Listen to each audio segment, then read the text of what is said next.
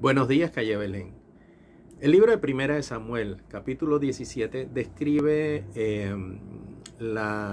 cuando David mata a Goliat. Empieza el capítulo describiendo que iba a haber una batalla entre el ejército filisteo y el ejército de Israel. Pero también describe que había un gigante dentro del pueblo filisteo. Y en los primeros versículos de este capítulo describe sus armaduras. Y también describe cómo retaba a este gigante al pueblo de Israel. Versículo 8 dice: y se paró y dio voces a los escuadrones de Israel, diciéndole: ¿para qué os habéis puesto en orden de batalla? ¿No soy yo el filisteo y vosotros los siervos de Saúl? Y después, más adelante, vamos a ver que David le recuerda al ejército de Israel que ellos no son solamente los siervos de Saúl. Dice que Goliat hizo esto por 40 días y cada vez que el pueblo de Israel, o sea, el ejército de Israel y su rey lo escuchaban, dice el versículo 11, se turbaron y tuvieron gran miedo. Y el versículo 24 dice: y todos los varones de Israel que veían a aquel hombre huían de su presencia y tenían gran temor. O sea, tenían gran temor. Ahora, no era la primera vez que Israel se enfrentaba a gigantes.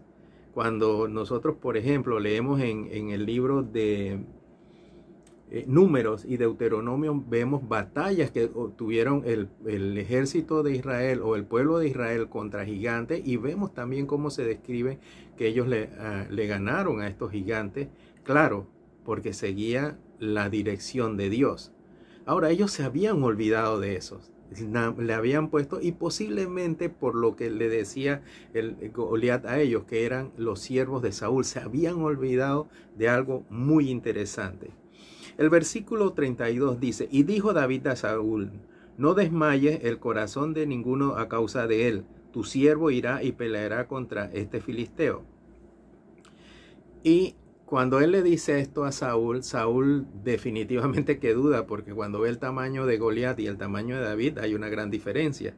Pero David le recuerda que cuando él pastoreaba las ovejas de su padre, él se enfrentaba a osos y a leones. Y él los hería y libraba a las ovejas de la boca de estos animales. Dice: y fuese león, fuese oso, tu siervo los mataba, y este filisteo incircunciso será como uno de ellos, porque ha provocado al ejército del Dios viviente. David le recuerda al ejército quiénes eran ellos realmente. Ellos no eran solamente los siervos de Saúl, que era su rey. Ellos eran el ejército del Dios viviente. Y añadió David: el Señor que me ha librado de las garras del león y de las garras del oso, él también me librará de las manos de este filisteo. Y entonces David dice que Saúl le da sus armaduras, y David eran tan pesadas que no la podía usar. Pero David toma lo que él había usado cuando se enfrentaba cuando cuidaba las ovejas de su papá. Dice que tomó su cayado en su mano y escogió 5 piedras lisas del arroyo y las puso en el saco pastoril, en el zurrón que traía, y tomó su honda en sus manos y se fue hacia el filisteo.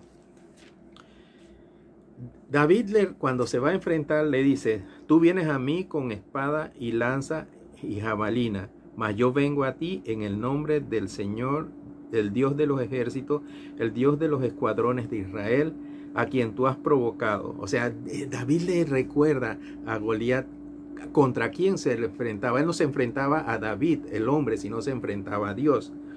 Y dice que él agarró cuando Goliat va a enfrentarse a él, él va y no le tiene temor. Él va y se enfrenta, usa la honda, y ya todos sabemos cómo termina esta historia.